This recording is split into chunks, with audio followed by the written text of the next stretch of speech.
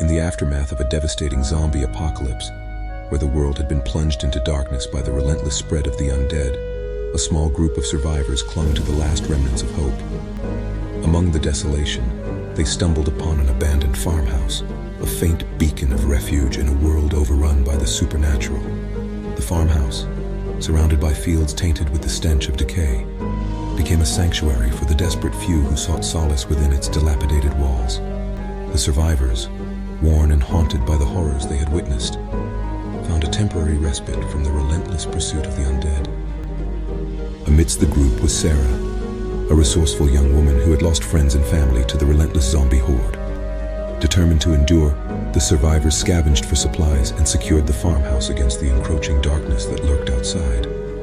One day, as hope teetered on the edge of extinction, a mysterious figure appeared at the farmhouse door, a scientist named Dr. Emmett Langley.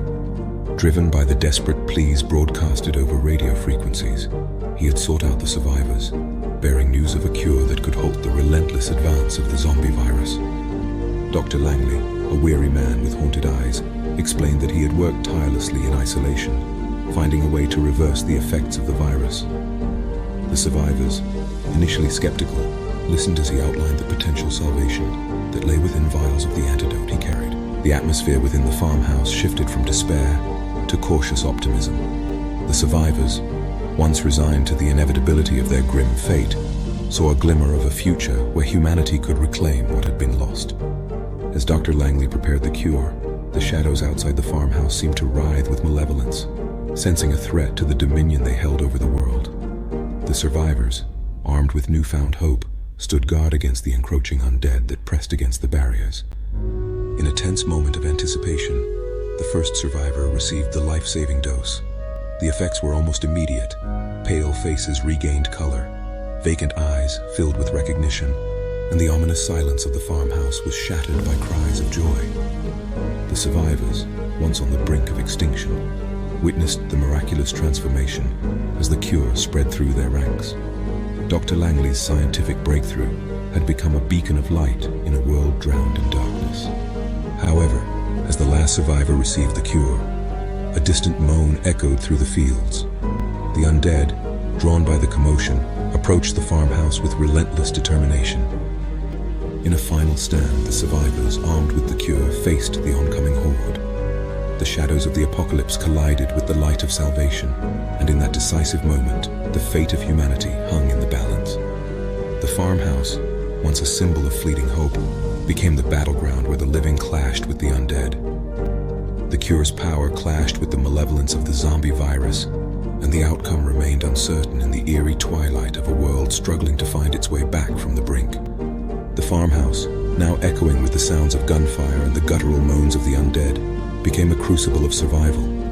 The survivors, armed with determination and the cure, fought with a newfound vigor against the relentless onslaught.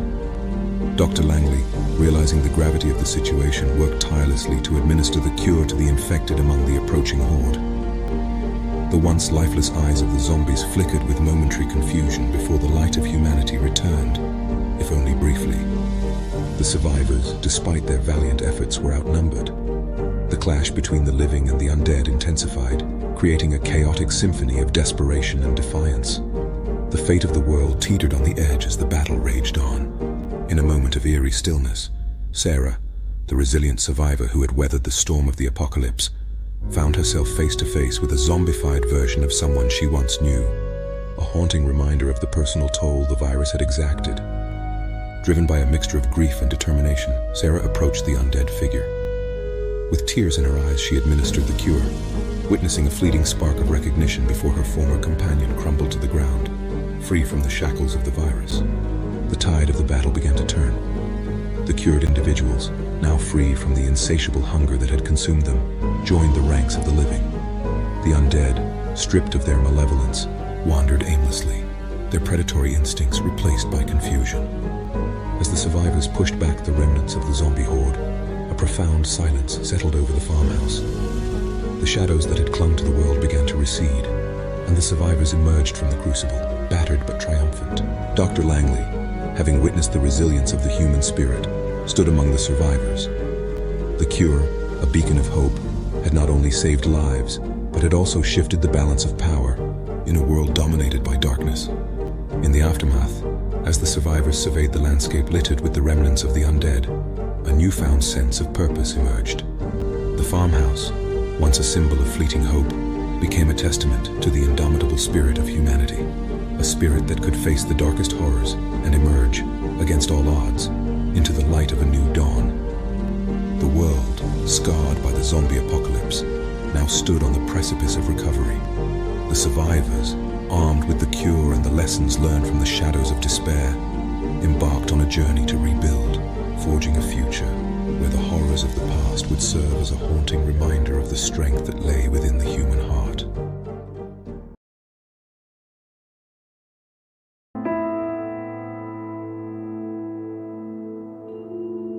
In the heart of a bustling city, where shadows clung to the corners of towering skyscrapers, lived Anna, a tourist lady with a penchant for the mysterious and the macabre. One day, in the depths of the internet, she stumbled upon an unusual offer, an original voodoo doll promising wealth through the curse of friends. Intrigued by the eerie proposition, Anna purchased the doll with a mischievous glint in her eye. The voodoo doll arrived in a nondescript package, accompanied by a cryptic card that simply read, "Curse your friends and get rich." Anna, initially skeptical, saw an opportunity to play a harmless prank on her boss, who seemed impervious to her efforts to climb the corporate ladder. With a devious grin, Anna used the voodoo doll to cast a symbolic curse on her unsuspecting boss. Little did she know that the supernatural threads she wove would unravel in ways she could never have foreseen. The next day, as Anna strolled into the office, anticipation fueled her steps. To her surprise, her boss was nowhere to be found. Colleagues exchanged hushed whispers, and a cloud of uncertainty hung over the workplace.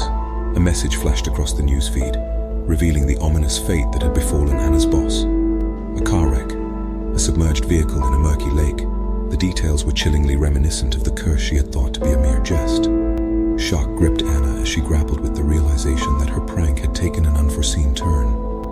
Haunted by guilt and fueled by a mix of fear and curiosity, Anna turned to the voodoo doll once more.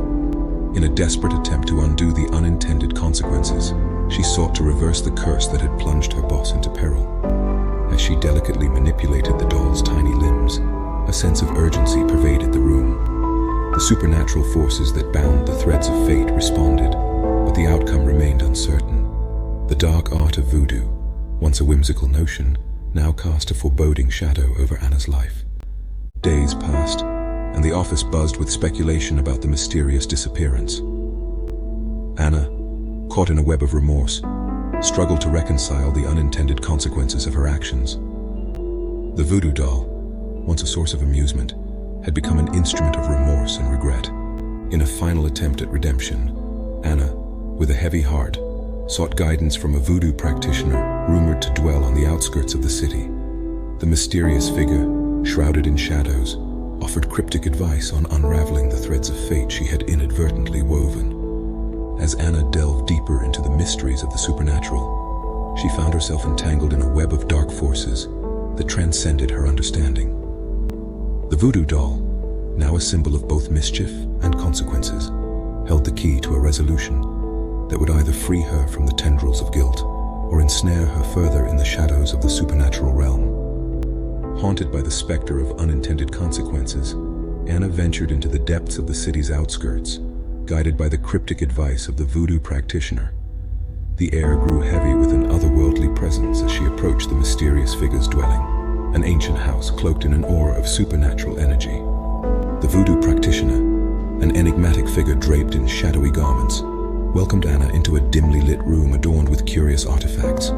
Skulls, candles, and symbols of arcane power surrounded them. The practitioner, sensing Anna's inner turmoil, spoke in a voice that seemed to resonate with the echoes of unseen spirits. "To undo the threads you've woven," the practitioner intoned, "you must seek the balance between the supernatural and the mundane.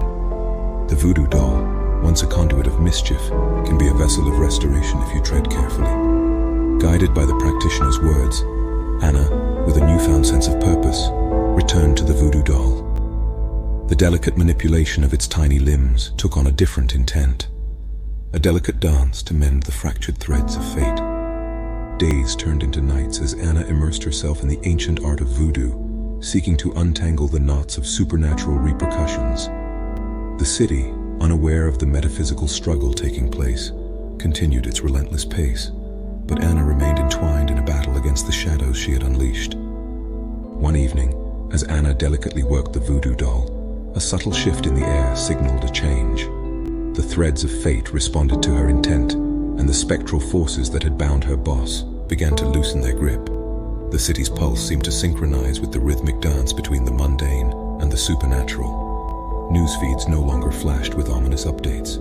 Instead, a sense of normalcy returned, and Anna's boss, presumed lost to the murky depths, emerged from the shadows of uncertainty. The city, oblivious to the cosmic struggle that had transpired, continued its existence, blissfully ignorant of the supernatural intervention that had spared one life from an untimely end. As Anna stood at the intersection of the supernatural and the everyday, a newfound respect for the balance between mischief and consequence settled upon her. The voodoo doll, once a source of unintended horror, became a tool of redemption, an instrument that, when wielded with care, could mend the fractures in the fabric of destiny. The practitioner, observing the resolution from the shadows, nodded in silent approval. Anna, forever changed by the journey into the mysterious realms, carried the weight of her actions and the wisdom gained from the shadows.